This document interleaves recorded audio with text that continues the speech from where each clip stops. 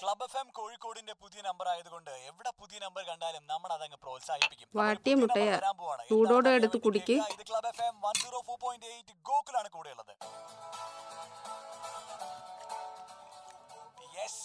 ഇന്ത്യയിൽ ആദ്യമായി ഒരു POV ഷോർട്ട് ഫിലിം വരാൻ പോവാണ്. അതെ, ഇന്ത്യയിൽ ആദ്യമായിട്ടാണ് ഇങ്ങനെ ഒരു ട്രൈ കുറച്ച് പിള്ളേർ ചേർന്ന് നടത്താൻ പോകുന്നത്. എനിക്ക് തോന്നുന്നു വളരെ വളരെ മോട്ടിവേഷണൽ ആയ ഒരു കാര്യം, അല്ലെങ്കിൽ ഇങ്ങനെ ചെയ്യാൻ തോന്നിയ മൈൻഡ് സെറ്റ് തന്നെ വളരെ വലുതാണ്. അപ്പോൾ ഇന്ത്യയിൽ ആദ്യമായി ഒരു POVയുടെ അർത്ഥം എന്താണെന്ന് അറിയോ? POV എന്ന് വെച്ച് കഴിഞ്ഞാൽ പോയിന്റ് ഓഫ് വ്യൂ. അതായത് ജോലിക്കൊക്കെ ശ്രമിക്കുന്നുണ്ട്, ഉടനെ എന്തെങ്കിലുമൊക്കെ ശരിയാവുമായിരിക്കും. അതിന് ഞാനൊന്നും പറഞ്ഞില്ലല്ലോ. അല്ല, ഞാൻ പറഞ്ഞേ ഉള്ളൂ.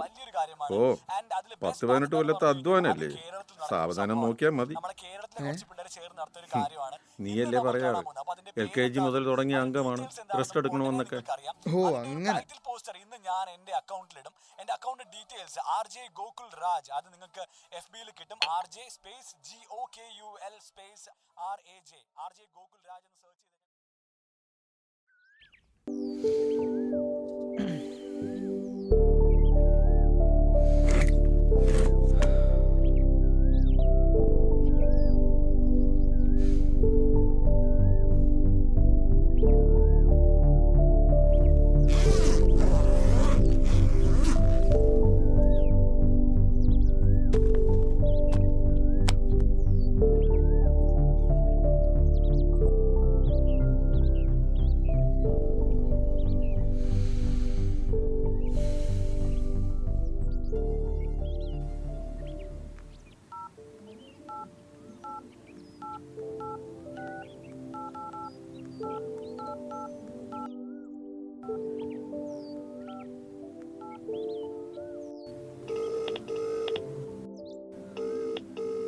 ഹലോ, എടാ മറ്റേ ജോലിക്കാരി എന്താ എടാ?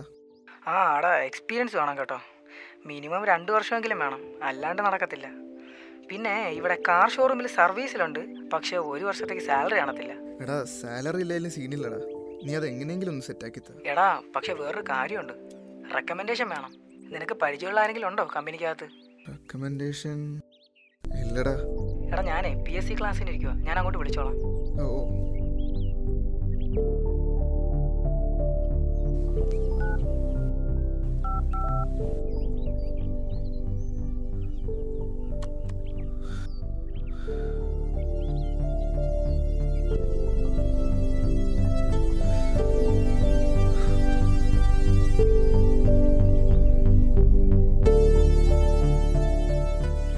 കൊഴിഞ്ഞു വീഴുന്ന ഓരോ മുടിക്കും ഉണ്ടാവും ഒരുപാട് തിയറികളുടെയും ഡെറിവേഷനുകളുടെയും ഒക്കെ കഥ പറയാൻ.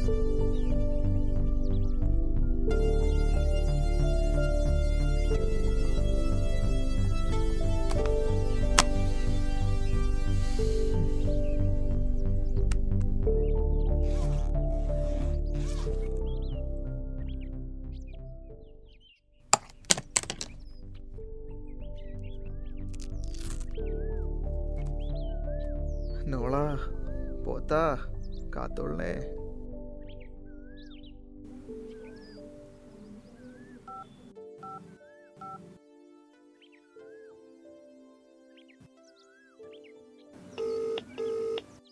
ഹലോ ചേട്ടാ. ചേട്ടാ ഞാൻ മറ്റേ ഷോർട്ട് ഫിലിമിൻ്റെ കാര്യം പറഞ്ഞില്ലേ, ഹമ്പ്. എടാ ഞാനതൊരു പ്രൊഡ്യൂസറുമായിട്ട് സംസാരിച്ചു, പുള്ളിക്ക് സ്റ്റോറി ഇഷ്ടപ്പെട്ടു. പക്ഷേ ഞാനന്ന് പറഞ്ഞില്ലേ, അതാ പ്രശ്നം. ഒരു 2.5-3 ലക്ഷം രൂപ ബഡ്ജറ്റ് വരും. ഒരു ഷോർട്ട് ഫിലിമിന് അത്രയും ബഡ്ജറ്റ് ഫീസിബിൾ അല്ലെന്നാ പുള്ളി പറയുന്നത്. അപ്പം അത് നടക്കൂലല്ലേ ഏട്ടാ? എടാ നിന്റെ സ്റ്റോറി എനിക്ക് ഇഷ്ടപ്പെട്ടു, അതുകൊണ്ട് തന്നെ ഡയറക്റ്റ് ചെയ്യാമെന്ന് സമ്മതിച്ചതും. ബട്ട് ഇതാ പ്രോബ്ലം. പിന്നെ ഒരു പ്രൊഡ്യൂസറിനെ വെച്ച് നോക്കുമ്പോൾ ഒരു ഷോർട്ട് ഫിലിം എന്നുള്ളത് വലിയ പ്രോഫിറ്റ് ഉള്ള ബിസിനസ് ഒന്നും അല്ലല്ലോ. പിന്നെ ചേട്ടാ എൻ്റെ വേറൊരു സ്റ്റോറി ഉണ്ട്, ഒരു ത്രില്ലർ ജോണറാണ്. ചേട്ടൻ എപ്പോഴാണ് കാണാൻ? ഞാനിപ്പോൾ വേറൊരു വർക്കില്ല, ഞാൻ നിന്നെ അങ്ങോട്ട് വിളിക്കാം. ഓ ഓക്കെ. ശരി.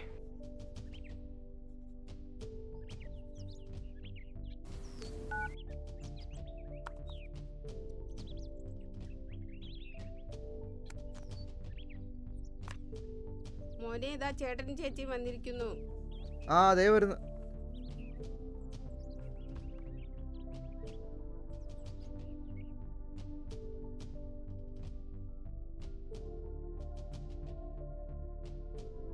നമുക്കിത് നോക്കാം അങ്കിൾ, ഗൾഫിലൊക്കെ ഇപ്പം നല്ല സ്കോപ്പ് ഉണ്ട്. ചേട്ടാ എന്തൊക്കെയുണ്ട്, സുഖമല്ലേ? ഓ സുഖം. പിന്നെ അങ്കിൾ അജ്മലിലും കുവൈറ്റിലൊക്കെ ഇപ്പൊ നമുക്ക് ആളുകളുണ്ട്, അങ്കിൾ പേടിക്കണ്ട. ചേച്ചിയുടെ മോളാ. ആണോ? ആണല്ലേ? മോൾ എത്രയല്ല പഠിക്കുന്നേ? ആഹാ. ശരി എന്നാ. അല്ല, നിങ്ങളൊന്നും കഴിക്കുന്നില്ലേ? ഇല്ല, ഇറങ്ങും അങ്കിൾ. രണ്ടാളും ആദ്യമായിട്ട് വന്നിട്ട് കഴിക്കാതെ പോവുകയാണോ? പിന്നെ ഒരിക്കലാ ആന്റി. ഈ വീടിന് എത്ര അങ്കിൾ റെന്റ്? ഇവിടെ 12,000 രൂപയുണ്ട്. ആണോ? Okay okay.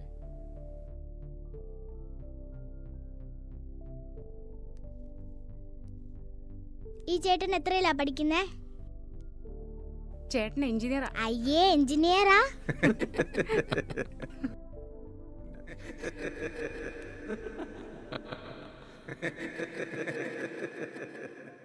എഞ്ചിനീയർ അല്ല, യന്ത്രശാസ്ത്രജ്ഞൻ. ഈ ചോദ്യം അവളുടേതല്ല, അവൾ ചോദിച്ചതുമല്ല, അവളെ കൊണ്ട് ചോദിപ്പിച്ചതാണ്. കേൾക്കുന്നതെല്ലാം ഉള്ളറിയാതെ ഉൾക്കൊണ്ട് വെള്ളം തൊടാതെ വിഴുകുന്ന ഈ സമൂഹത്തിന്റെ പ്രതിനിധി മാത്രമാണവൾ. അവർക്ക് ആരെയും പുച്ഛിക്കാം, കളിയാക്കാം, എന്തും അഭിപ്രായപ്പെടാം. ജീവിതം സ്വപ്നങ്ങളുടെ ദയാവധമാക്കിയ ഒരുപാട് പേരുണ്ട് എനിക്ക് ചുറ്റും. ആർക്കു വേണ്ടിയും ഒന്നിനു വേണ്ടിയും എൻ്റെ സ്വപ്നങ്ങളെ ഉപേക്ഷിക്കാൻ ഞാൻ തയ്യാറല്ല. കാരണം ഞാൻ ജീവിക്കുന്നത് എൻ്റെ ജീവിതമാണ്. അത് ഞാൻ എൻ്റെ സ്വപ്നങ്ങൾക്ക് വേണ്ടി ജീവിക്കും.